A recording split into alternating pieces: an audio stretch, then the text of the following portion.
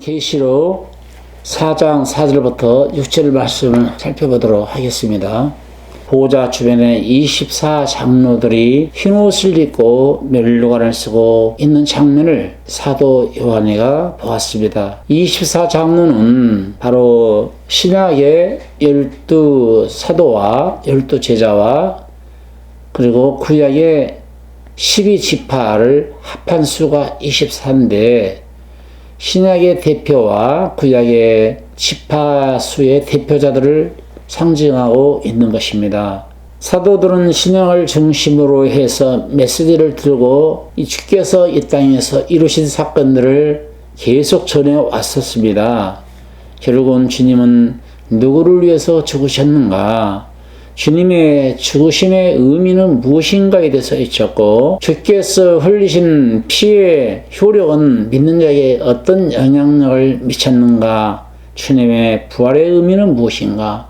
이런 것들을 사도들이 쭉 여쭤왔어요. 오늘날 해년마다 부활절 예배를 드리고 성탄 예배를 드립니다마는 주님의 부활의 의미는 나에게 어떤 의미가 있는가?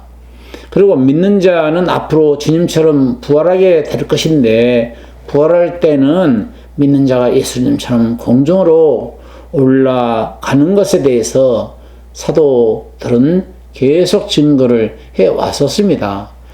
신앙인들이 정말 부활이 없다면 최고 불쌍한 사람이라고 했거든요. 그래서 부활의 신앙을 갖는다고 하는 것은 참으로 너무나 소중하고 귀한 것이죠. 부활의 신앙을 갖는다라고 하는 것은 매우 중요합니다. 바울 사도가 고린도전서 15장에 부활이 없다라고 한다면은 믿는 자 중에서 우리가 가장 불쌍한 사람이다. 이렇게 외치고 있는 것을 볼 수가 있습니다. 고린도전서 15장 16절부터 한번 읽어보실까요? 만일 죽은 자가 다시 사는 것이 없으면 그리스도도 다시 사신 것이 없었을 터이요. 그리스도께서 다시 사신 것이 없으면 너희의 믿음도 헛것이고 너희가 여전히 죄 가운데 있을 것이요. 그럼요. 예수님이 죽었다가 장사한 사흘 만에 부활했는데 이 부활의 신앙이 없으면 여전히 죄 가운데 있는 거예요. 그러니까 부활의 신앙이 있는 사람은 죄에서 완전히 죄의 따까리가 완전히 떨어져 나가는 것이고 죄가 없는 거고 의인이 된 의인의 신분을 가지고 믿음으로 의인의 신분을 가지고 주님을 믿어가야 하는 것인데 아직도 죄가 있는 상태에서 죄의 꼬다리가 떨어지지 않는 상태에서 언제든 자범죄든 거범죄든 짐죄든 복수의 죄 무슨 영의 죄 유괴 죄 할 것 없이 죄의 꼬다리가 떨어지지 않았다면 부활의 신앙이 없는 사람이에요. 예수님과 함께 십자가에서 매장되고 죽었고 나의 죄성과 악성과 독성이 죽어버리고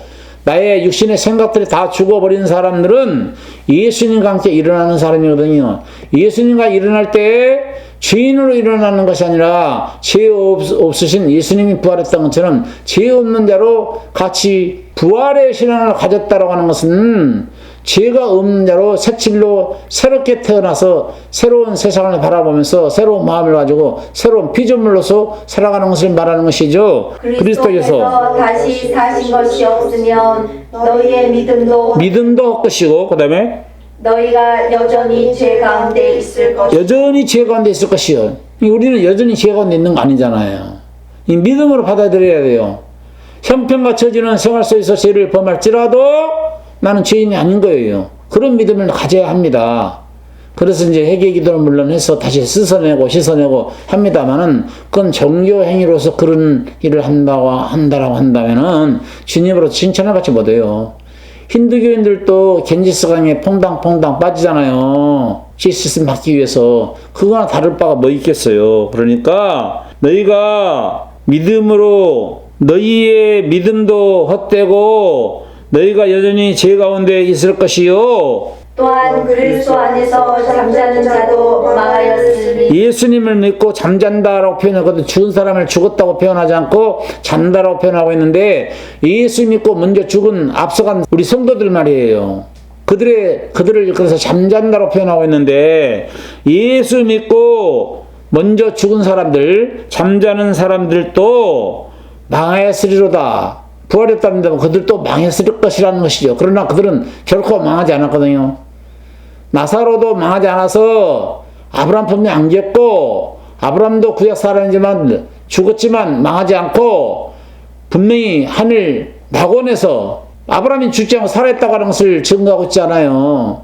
그러니까 아브라함이라도 구약 사람들도 이 부활신앙을 믿었던 거예요. 오실 메시아를 믿는 믿음으로 구원을 받았던 것이고, 신약 성도들도 주님을, 구약 사람은 오실 메시아를 믿는 믿음이요, 오실 메시아를 믿는 믿음이요, 신약 성도는 오셔서 구속사를 끝내놓으신 예수 그리스도를 믿는 믿음이요, 구약도 믿는 믿음이요, 신약도 예수를 믿는 믿음. 똑같이 믿음으로 이렇게 되는 것이고, 믿음으로 살아나는 것이고, 믿음으로 건진받는 것이고, 역시 믿음으로 부활의 사실을 신함으로 말미암아 주님과 함께 일으킴을 받은 것입니다. 만일 그리스도 안에서 우리의 바라는 것이 다만 이생뿐이면, 자, 그리스도 안에서 바라는 것이 이생뿐이면, 이 세상에서 일락을 누리고 향락을 누리고 재미를 누리고 즐거움을 누리고 여행을 다니고 그것으로 만족하고 행복 누리다가 끝나는 것이라고 한다면은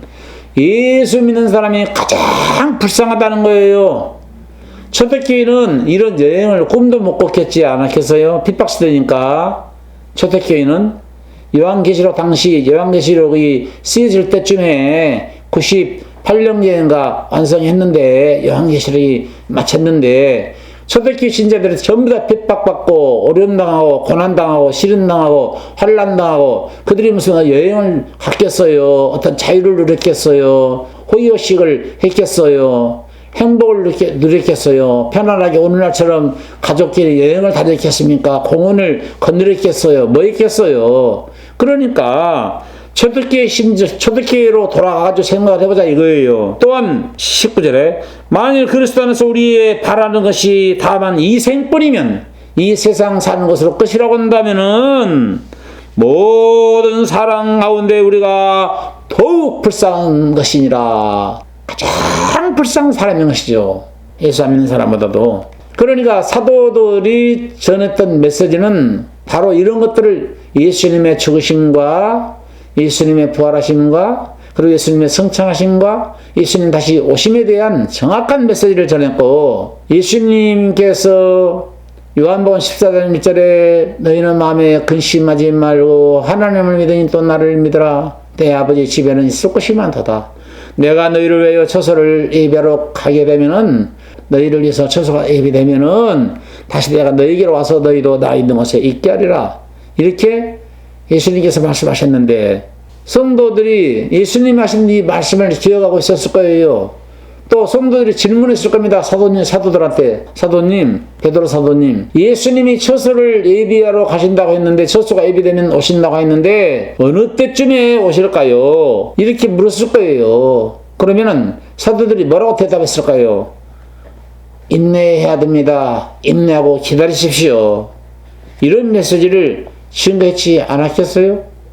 구약 백성들이 거룩해지는 방법이 뭐예요? 제사로 거룩해진다라고 하면서 알았기 때문에 늘 매일 제사, 매월 제사, 매년 제사로 하나님 앞에 가까이 나가지 않았습니까? 그래서 구약 성들도 오실 메시아를 믿는 믿음으로 구원을 받았던 것이죠. 그래서 24장로는 구약의 12지파 수와 신약의 12제자 수가 합한 수가 23대, 신약의 베드로는 자기 자신을 걸어서 장로라고 그랬어요. 베드로전서 5장 1절. 너희 중 장로들에게 권하노니 나는 함께 장로된 자. 나는 함께 장로된 자요 하면 베드로 자신을 이야기하고 있는 거예요. 베드로 사도인 자기 자신도 나도 함께 장로된 자요. 그리스도의 고난의 증인이요. 주님의 그리스도의 고난의 증인이요. 그 다음에 나타날 영광에 참여할 자로다. 하나님의 앞으로 나타날 영광에 참여할 자로다 라고 말하면서 자기 자신을 일컬어서 장로된 자라고 이야기하고 있지 않습니까? 그래서 신구약 성경의 대표자들을 일컬어서 24장로라고 말하고 있습니다. 물론 어떤 목회자님들은 24장로는 신구약 성도들의 대표급들, 그러니까 신구약 성경을 총칭해서 24장로로 푸는 사람도 있습니다만은, 저는 그런 시각을 보지 않고 바로 신약의 12 제자와 구약의 12지파를 일컬어서 24장로. 근데 이들은 승리자로서 승리에 오르게 간 금면류관을 쓰고 있더라는 거예요. 오늘날 신약 성도도 믿음으로 하나님 앞에 충성하고 봉사하고 헌신한 것에 따라서 각자 상이 주어지는데 멸류관이 다 달라요. 어떤 이는 자랑의 멸류관, 어떤 이는 썩지 아니하는 멸류관, 어떤 이는 생명의 멸류관, 어떤 이는 금멸류관, 여러 가지 멸류관 종류가 다릅니다. 하나님께서 해의 영광이 다르고 달의 영광이 다르고 별의 영광이 다르고 별의 영광이 다르다라고 말씀을 하셨지 않으십니까? 상급의 차등이 있음을 분명히 고린도전서 15장에 말씀하고 있잖아요. 40절. 하늘에 속한 형체도 있고 거듭난 사람을 말하고 그 다음에 땅에 속한 형체도 육에 있다. 속한 사람을 말합니다. 그리스도인 비그리스도인 내지 육에 속한 사람 형체도 따로 있어요. 그 다음에 하늘에 속한 자의 영광이 따로 있고 하늘에 속한 자의 영광이 따로 있고 그 다음에 땅에 속한 자의 영광이 따로 땅에 속한 자의 영광이 따로 있으면 땅에 속한 자의 영광은 뭐죠? 땅에 속한 사람들은 이 땅에 살면서 그리스도인의 삶으로 자기 자신을 부인하는 삶을 사는 것보다는 이 세상에 누릴 거 다 이 땅에서 누릴 거 다 누리는 거예요. 정기에 처해 있는 생활을 다 하는 거죠. 그러니까 이 땅에서 영광을 누리고 하늘에 있는 깃털보다 쓰고 하나님 앞에 설래 아니면 하늘의 영광을 덧입기 위해서 자신을 부인하면서 늘 자기 자신을 써서 복종하면서 주의 길을 걸을래 주님은 묻고 계시는 거예요. 상급의 차등을 이야기하기 위해서 이런 말씀을 하고 있는데 그 뒤에 보니까 해의 영광도 다르며 달의 영광도 다르며 별의 영광도 다른데 별과 별의 영광이 다르도다. 다 달라요. 해의 영광이 따로 있고 달의 영광이 따로 있고 별의 영광이 따로 있으며 별의 영광이 각각 다 다르다라고 하는 것을 말씀하고 있는 것입니다.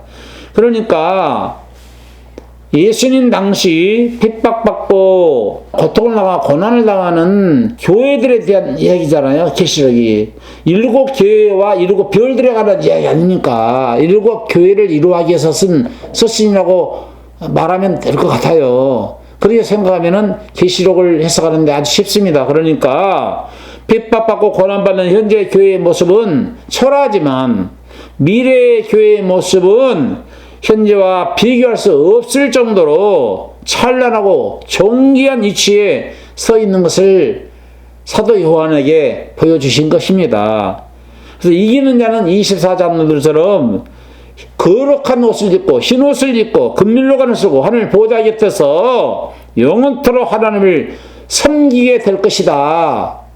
그러니까 이리로 올라오라 라고 하는 사도 요한이가 이리로 올라오라고 하는 소리를 듣고 올라왔는데 사도 요한처럼 이리로 올라오라라고 하는 음성을 들을 사람이 있고 죽은 자가 아들의 음성을 들을 때 원하니 듣는 자는 살아나리라 요한복음 5장 25절 이하인데 이리로 그 음성을 듣고 이리로 올라오라라고 하는 주님의 음성을 듣고 사도 요한처럼 하늘의 영광세계에 올라갈 사람도 있을 것이고 그 음성을 영영히 듣지 못할 사람도 있을 것이라고 하는 것을 이야기하고 있는 것이죠.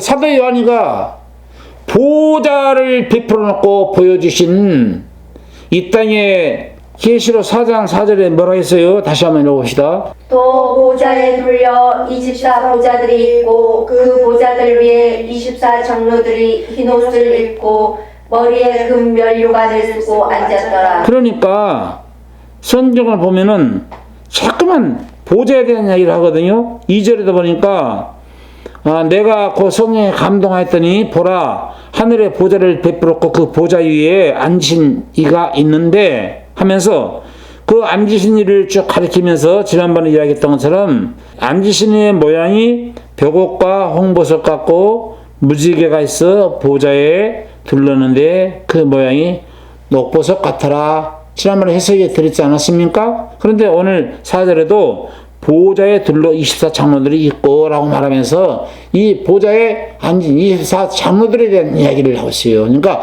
보좌는 보좌 우편에 예수님이 앉아 계신다고 했는데 하나님만이 보좌에 있는 것이 아니라 24 장로들도 보좌가 있다니까.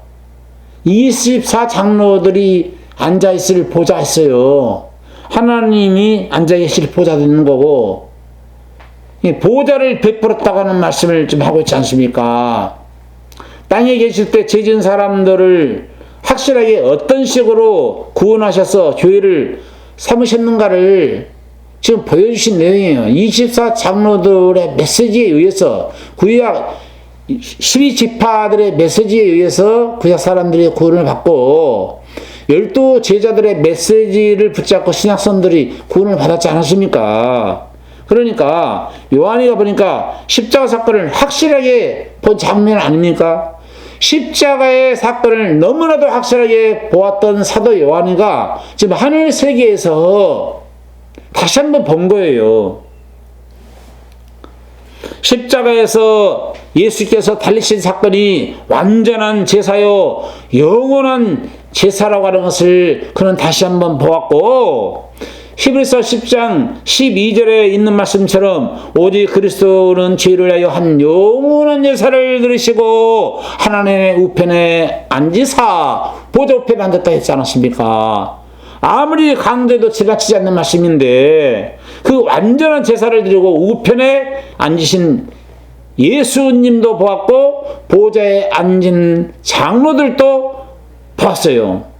예수께서 십자가에 죽으시고 그 주께서 흘리신 보혈의 능력, 피의 능력이 얼마나 강하냐, 그 사실을 믿고 있는 사람들은 피의 효력이 얼마나 강한 것인가를 바울 사도가 에베소 5장 27절 쓰고 있어요. 읽어보세요. 자기 앞에 영광스러운 교회로 세우사 피나 주름 잡힌 것이나 이런 것들이 없이 거룩하고 흠이 없게 하려 하심이니라. 예수님이 십자가에서 죽으신 목적이, 에클레시아란 말은 부정한 데에서 부름을 받아 거룩한 무리가 되었다, 그 말이거든요. 그러니까 부정한 데에서, 죄 있는 자리에, 부정한 자리에서 불러내어서 영광스럽게 거룩한 자리에 앉혀 놓았다라는 뜻인데, 그게 교회인데, 그러려면은 에베소 5장 27절 말씀처럼 자기 앞에 영광스러운 교회로 세우시기 위해서 피 흘려 주셨고, 그 피는 티를 제거하고 흠을 제거하고 주름 잡힌 것을 다리미 다리는 것처럼 쭈글쭈글하지 않고 안전히 옷이 쭈글쭈글한 백이 싫지 않습니까? 그러니까 다리미로 다루듯이 안전히 쫙 펴버리는 거죠. 예수님의 피의 능력은 우리의 영혼의 죄성, 악성, 독성을 다름이라듯이 완전히 피로 제거를 해버림으로 말미암아 옷이 다름으로 다르듯이 주름 잡힌 것이 없어요. 티가 없어요. 흠이 없어요. 우리의 영혼 속에 우리의 육체, 영혼과 혼과 육체가 예수 그리스도 오실 때까지 흠없게 되기를, 보존되기를 원한다, 그 말은 끝까지 보혈을 믿고 흠 없는 자리로 믿음으로 가라는 얘기 아닌가요? 그러니까 흠이 많고 티가 많고 주름 잡힌 잡티가 많았었는데, 예수께서 죽으심으로 말미암아 찌그러지고 주름 잡힌 것이 많았던 우리들이, 그리고 어그러진 길로 걸을 수밖에 없는 그야말로 절름발이 인생이었거든요. 절름발이 인생이 하나님 앞에, 절름발이로 하나님 앞에 나갈 수 없어요. 하나님 앞에 절름발이, 만약 구약 제사로 말한다면요, 눈먼 이성이라든가 병신이라든가 털에기가 몇 개 빠진 거라든가 아니면 절뚝발이, 절름발이 양이나 송아지 끌고 오면 저주받아 죽어요. 그래서 절름발이 인생으로 내 앞에 나오지 말아라, 온전하게 나와라. 그래서 히브리서 10장에 보면은 그러므로 피곤한 손과 연약한 무릎을 일으켜 세우고 너희 발을 위하여 곧은 길을 만들어 저는 다리로 하여금 어그러지지 않고 고침을 받게 하라. 고침을 받아야, 고침을 정상적인 사람으로 고침받아야만이, 온전한 사람으로 변화받아야만이 하나님이 받아주신다는 거거든요. 주님께서 보혈을 흘리신 목적은 절름발이 인생인 우리, 그래서 중풍병자를 고치시고 소경을 눈을 뜨게 하신 것이 이면적으로 멀리하게 되면, 소경으로서는 주님 앞에 설 수가 없으니까 소경된 자들아 내 앞에 나와서 영적인 눈을 내가 열어줄게. 소경으로 살지 말고 눈을 정확하게, 영의 눈이 열려서 하늘세계 바라보면서 내 앞으로 다가오도록 하여라. 중풍병자 인생들아, 중풍병자로 안진뱅이로서는 내 앞에 다가갈 수 없으니까 고쳐줄 테니까 네가 온전한 성한 몸으로 고침받고 내 앞에 달려오기를 바란다 해서 주님이 그런 기적과 이적을 베푸신 거예요. 육신의 병 고치는 것으로 끝났다 라면 안 돼요. 육신의 병을 통해서도 이면을 바라봐야 되는 것이죠. 문둥병 고치셨다 이거예요. 그럼 문둥병 고침받은 사람 또 안 좋나요? 영적으로 바라봐야지. 문둥병처럼 썩어져가는 죄의 병에 걸렸다 한다 하더라도 내 예수님이 흘리신 보혈로 죄 씻음 받고 나면은 문둥병과 같이 뿌리 깊이 내려진 뿌리 박힌 죄라 한다 할지라도 깨끗하게 제거가 되고 치료가 되어서 주름 잡힌 것이 없이 강건한 모습으로 하나님 앞에 나올 수 있다라고 하는 것을 보여주고 있는 거예요. 그러니까 보호자의 24장로를 앉은 것을 보고 사도 요한이가 무엇을 깨달았겠는가? 아하, 보호자에 앉으신 24장로들은 모두 다 구약 백성이든 신약 성도든 미리 보여주는 장면이니까 구속사를 믿고 안전해지게 되면 24장로처럼 이렇게 보좌에 앉게 되는구나 생각을 하면서 그 장면을 보면서 자기가 실질적으로 예수님을 살아서 하늘에 올라오기 전에 이 땅에서 예수님의 십자가 죽으심과 그리고 살아나신 것을 직접 목격한 사람으로서 그리고 전도를 했던 사람으로서 복음을 전받던 사람으로서 승리자에게는 이런 자리로 앉혀주시는구나 그걸 받지 않았겠어요? 그래서 죄 없는 자로 우뚝 설 수가 있구나. 죄 없는 자는 금멸력을 받게 되는구나. 아, 죄 없이 서야 되는구나. 그걸 확실하게 보고 기록한 것이죠. 그렇다면 죄가 없는 자로 서야 되는데 오늘날은 믿는다고 말하면서 흠이 있고 티가 있고 죄가 있는 사람을 늘 믿어가거든요. 그러니까 예수 믿으면은 예수 믿음으로 인해서 믿음으로 의인으로 고백해라 그렇게 말하니까 무슨 소리냐? 이게 보호자가 하나님의 보호자가 있는 것이 아니라니까. 하나님의 보호자에 앉은 24장로는 피의 능력으로 이긴 자들이란 말이에요. 그래서 금밀로가 쓰고 앉아있는 모습 봤잖아요. 흰옷을 입고 앉아있는 모습 봤단 말이에요. 그런데 예수를 믿으면 이렇게 주님의 보혈의 능력에 힘입어서 승리자가 되고 믿으면 끝까지 지키는 자는 구원을 받게 되고 이런 상을 받게 된다. 그걸 보면서 야, 예수님을 믿으면 죄인이 의인 되는구나. 절망이 소망으로 바뀌는구나. 저주가 축복으로 바뀌는구나. 아, 땅의 사람이 하늘의 사람으로 완전히 바뀌는 것이네. 운명이 바뀌어버리네. 이야, 사주팔자에서 빠져나오는 길이 예수 믿는 길이네. 그걸 생각했을 거란 말이에요. 그런데 예수 믿고 나서 의인 됐다. 나는 의인입니다. 나는 구원을 받았습니다. 라고 말한다면은 사단의 보좌, 영의 보좌, 마귀의 보좌, 에뱀의 보좌, 짐승의 보좌. 똑같은 이름 아닙니까? 영이나 사단이나 에뱀이나 마귀는 똑같은 인물이에요. 똑같은 종자입니다. 그 다음에 이 짐승은 누구냐니까 영으로부터 마귀로부터 그 능력을 힘입어서 사역을 하는 사람이에요. 적그리스도입니다. 짐승은 적그리스도고. 그러니까 적그리스도의 보좌가 있어요. 그러니까 이 보좌에서 적그리스도의 보좌에서 뭐가 나와?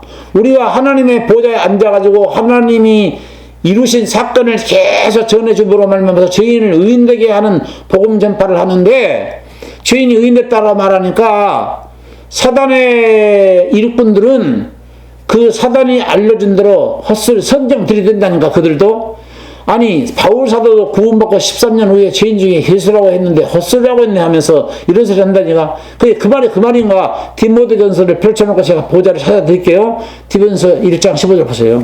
믿보다 모든 사람이 받을 만한 이 말이여 그리스도 예수께서 죄인을 구원하시려고 세상에 임하셨다 하였도다.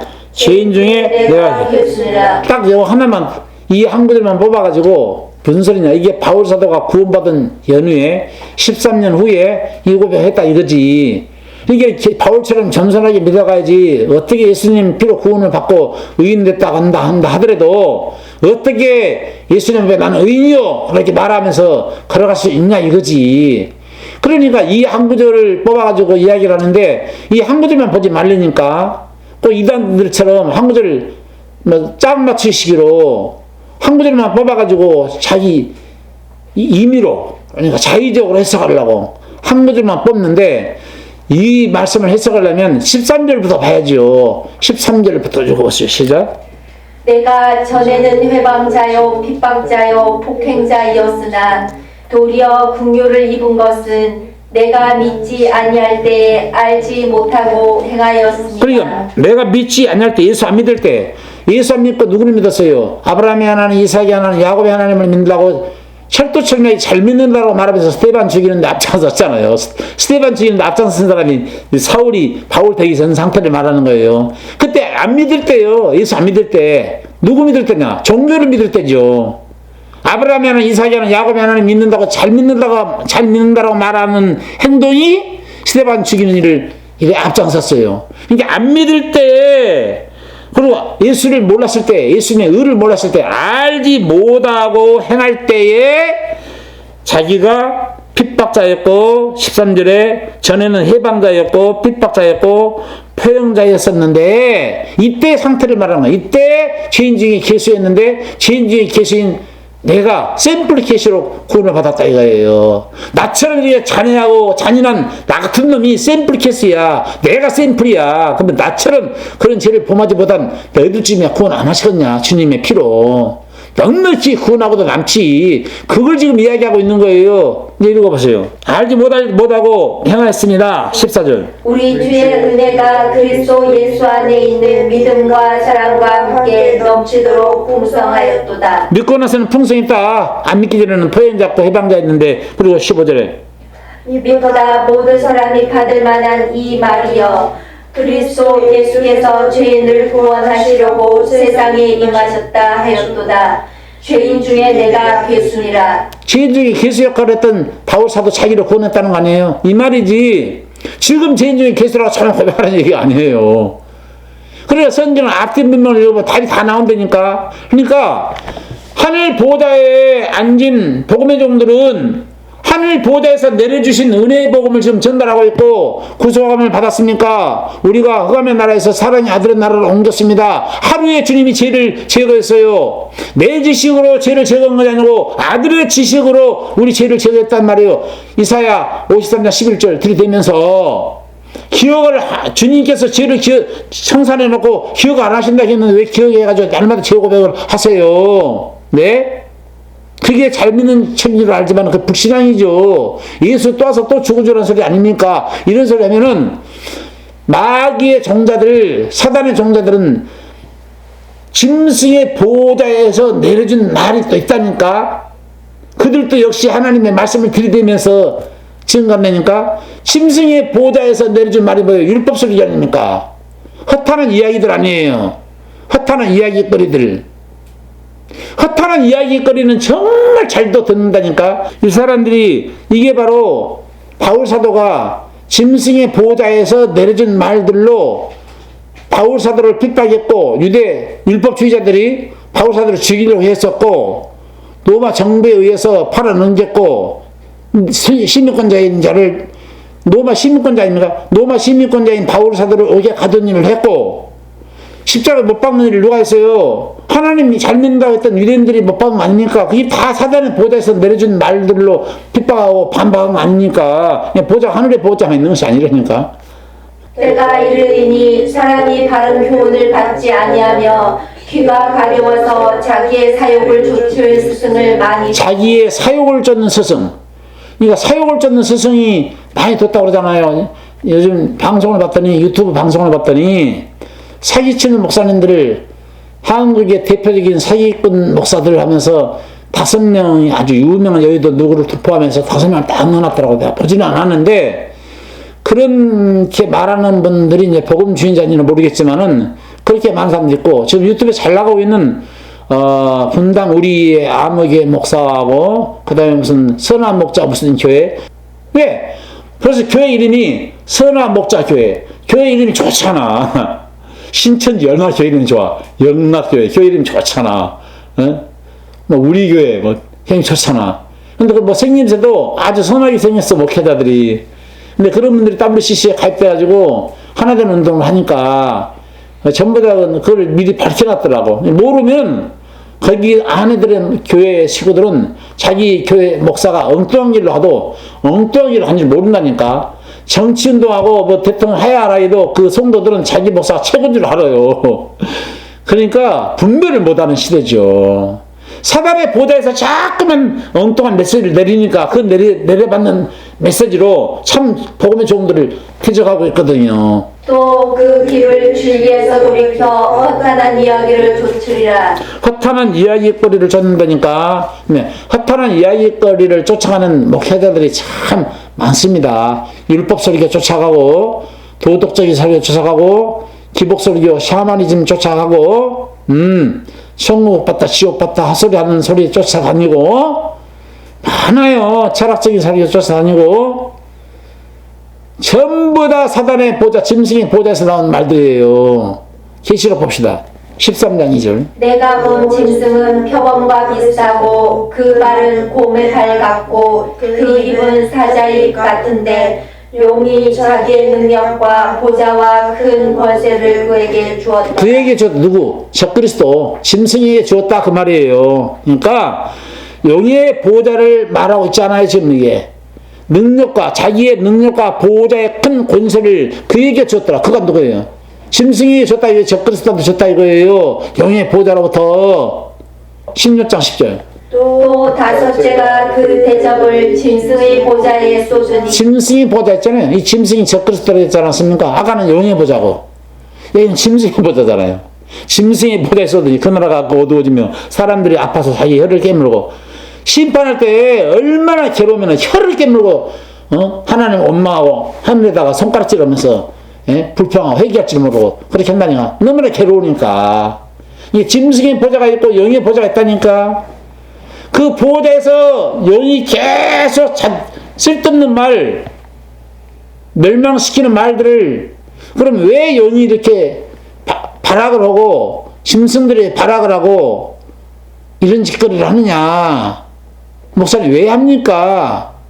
하나님이 내버려 두는 거죠. 그들은 자기네들이 주님과 싸워서 이길 줄 알고 있는 거예요. 하늘에서는 비록 내쫓김을 받았지만 이길 줄 알았던 거예요. 십자가 못 박는 것도 이길 줄 알고 못 박았어요. 근데 몰랐어. 부활해버림으로 말하면 머리통 깨뜨려서 몰랐어. 그러니까 또 이길 줄 알고 속고 있는 거예요. 그들이 뭐 알고 가는 게 아니에요. 그들은 끝까지 하늘의 왕과 대적하고 이길 것으로 이겨서 하늘 보좌를 독차지하고 싶은 거죠. 착각하고 있는 거죠. 오늘날 영의 보좌나 점신의 보좌에서 나오는 말들을 듣는 모든 사람들이 이런 바른 복음을 듣지 못하고 참 복음을 듣지 못하면요 끝까지 속는 거예요. 그게 참인이라고. 정말 중요합니다. 하나님의 보좌에서는 오늘 본문에 잔치와 상을 베푸는데 영의 보좌에서는 세상 영화와 세상 즐거움과 세상의 재미를 다 보여주는 거야. 그래서 예수님 앞에 나에게 한 번만 경배하라. 세상 영화를 다 보여주면서 한 번만 경배하면은 아니 구세주로 등장할 수 있을 건데 뭐하러 십자가에 피 흘려 죽으려고 그래. 신자를 마시려고 그래. 한 번만 경배하고 세상 영화를 보여줬지 않았습니까? 그러니까 세상의 짐승의 보호자에서 나오는 말들은 세상 영화를 보여주는 설교를 많이 한다니까. 복설교. 진정한 복이 뭔데? 신령한 복 아닌가요? 그 나라 그를 구하면 이 모든 것을 주겠다라고 하는 복을 왜 안 믿냐고.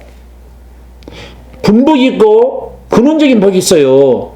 근원적인 복을 받은 사람은 분복을 하나님이 자연스럽게 채워주는 일이기 때문에 분복 설교를 따라할 필요가 없는 거예요. 열심히 일만 해요. 거기에 하나님의 복을 쏟아부어 줄 거니까. 예수님 얻으신다고 데살로니가 교회처럼 일도 않고 날마다 놀고 먹지 말고.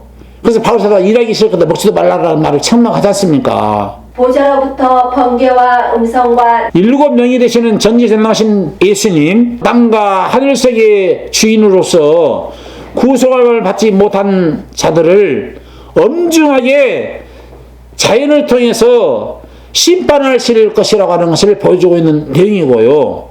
번개와 내성은 하나님의 심판을 알리고 있는 이야기입니다. 그래서 앞으로 구속함을 받지 못하고 사단의 보좌로부터 나온 말들을 듣고 따라가는 모든 사람들은 여기에서 37장 4절 읽어보면은 하나님이 우주의 천진만물 모든 자연계를 들어서 내려쳐버린다니까. 보좌를 완전히 사단의 보좌를 꺾어버리고 부셔뜨려버려요. 그 위에 음성을 바라시며 위엄에 울리는 음성을 내시고는 그 음성이 들릴 때에 번개빛을 금치 아니하시고 번개빛을 금치 아니하시고 하나님께서 번개로 내려치시고 우레와 음성으로 내려쳐버린다니까. 하나님이 한번 위험한 어미의 음성으로 내려친다고요. 이놈들아! 이 어미, 하나님이 결정해버리는 거예요. 그리고 번개로 내려쳐버리면 번개 맞고 살 사람은 없는 거죠.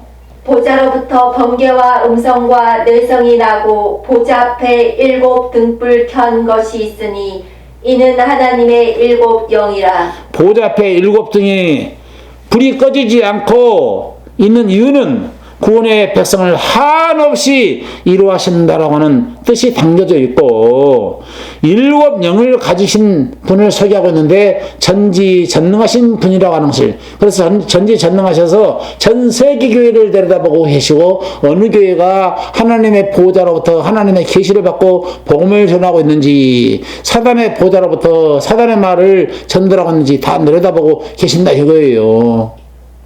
인내하고 기다리시는 거죠. 그리고 천년이 하루처럼 하루가 천년 지나가는 것처럼 애타게 회개하고 바른 복음 안에 돌아오기를 간절히 바라고 계시는 것입니다. 계시록은 7 교회와 7 별들에 대한 이야기를 하겠는데 교회는 복음만 전하고 참만 전하고 우상을 따르지 말고 오로지 하나님의 뜻을 증거하면서 복음의 길을 걸으라고 외쳐주는 종들이 많이 나와야지. 반면에 율법을 전하고 허탈한 이야기들을 전하고 물질을 주인으로 섬기면서 우상 숭배를 하는 그런 교회는 심판이라고 하는 것을 양면으로 보여주고 있는 것이 계시록이에요. 양면으로 보여주고 있는 것이 계시록입니다. 그러니까 우리가 교회에서 율법 설교를 절대 하면 안 돼요. 율법은 하나님으로부터 법이 오기는 왔지만 율법은 하나님의 공의의 속성이 강해요. 왜냐하면 율법을 완벽하게 지켜버리면은 절대로 무섭지 않아요. 그런데 율법을 하나님의 거룩의 기준이기 때문에 지킬 수가 없어요. 출애굽기 24장 17절 18절 보세요. 율법 받을 때 얼마나 무서운가 보세요. 율법 설교는 무서운 거예요. 못 지키니까. 율법은 죄를 깨닫게 했잖아. 산 위의 여호와의 영광이 이스라엘 자손의 눈에 맹렬한 불같이 보였고 모세는 구름 속으로 들어가서 산 위에 올랐으며 40일 40야를 산에 있었느니라. 그러니까 온 백성이 산을 쳐다보고 있을 때 산 꼭대기에는 빽빽한 구름이 덮였고 그 구름은 더욱 검어지고 짙어지면서 아래로 밀려 내려와 마침내 온 산은 어둠과 무시무시한 신비에 쌓여버렸지 않았습니까? 그때 백성들이 하나님을 만나도록 소집하는 나팔 소리 같은 것이 들렸을 것인데 모든 백성들이 산길 속으로 나가야 되는데 너무나 짙은 흑암 속에서 번개가 번쩍이고 우레가 진동하고 그 소리가 주위에 산들에 메아리 치고 또 메아리 쳐서 나갔죠. 와와와와 나갔지 않았겠어요. 신에서는 연기가 자욱하니 여호와께서 불 가운데 거기 강림하셨다라는 말씀이 나오지 않습니까? 그 연기가 그 운기점이 그 연기 같이 떠오르고 온 산이 크게 진동했더라. 그래서 그리고 큰 나팔 소리가 점점 커졌다는 말이 나오고 여호와의 임재의 모습이 심히 무서워서 이스라엘 백성들이 공포에 질려서 땅에 엎드렸다고 말더라고.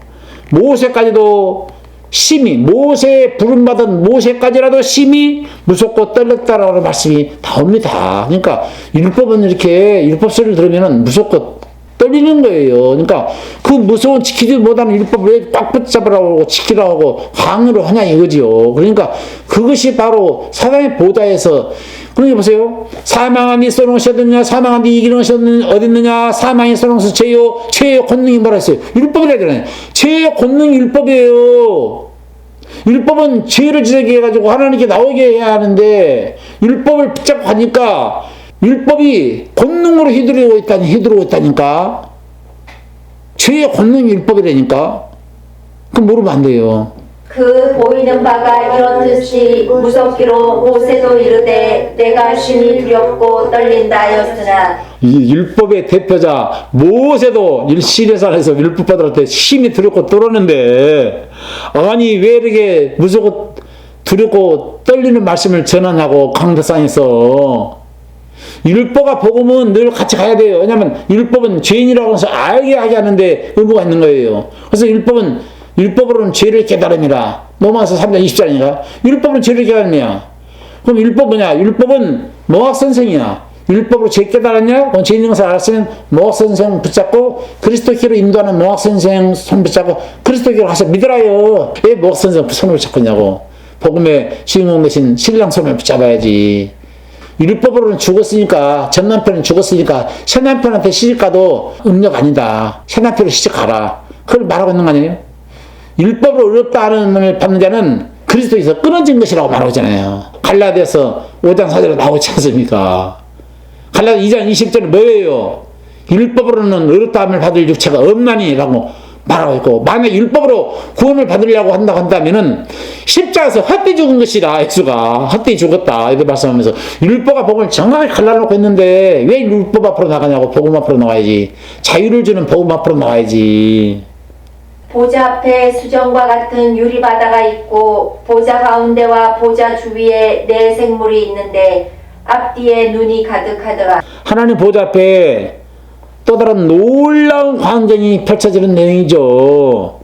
수정 같은 맑은 유리바다가 있다는 거예요. 우리는 이 표현에서 수정같이 깨끗하고 투명한 것이 한없이 펼쳐져 있는 모습을 연상할 수가 있는데, 이것은 하늘 성전의 거룩함을 나타내고 있는 거예요.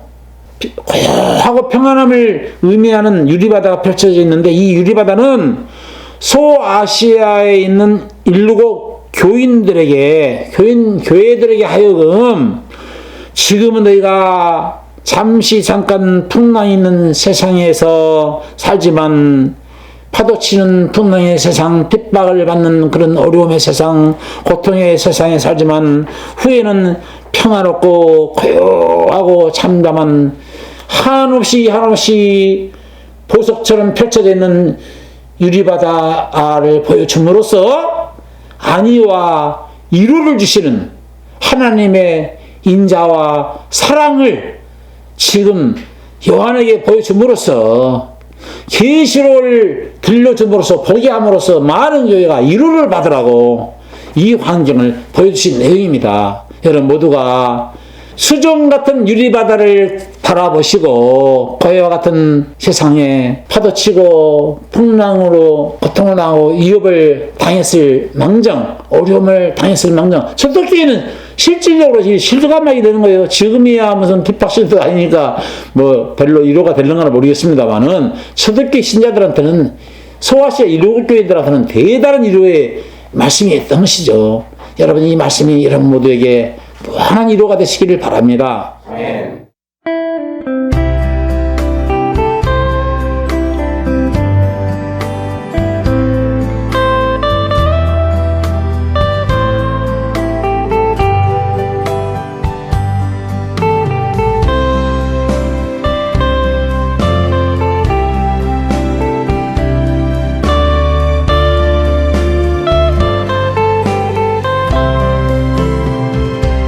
화려한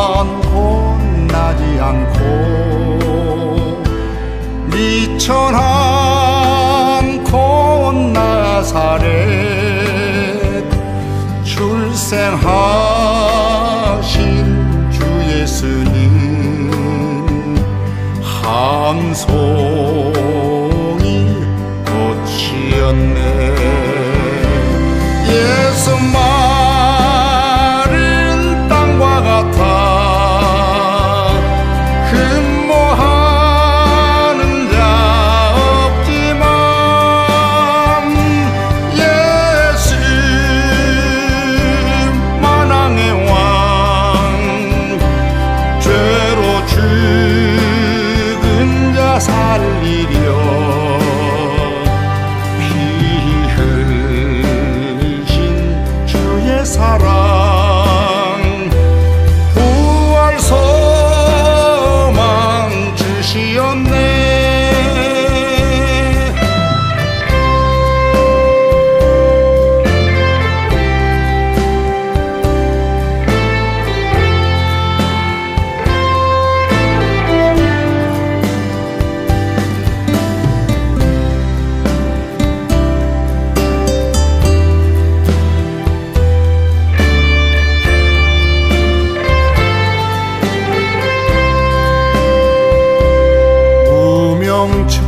무명처럼 오신 주님 누가 주를 알았나요? 자기 땅에 오신 주님 한 손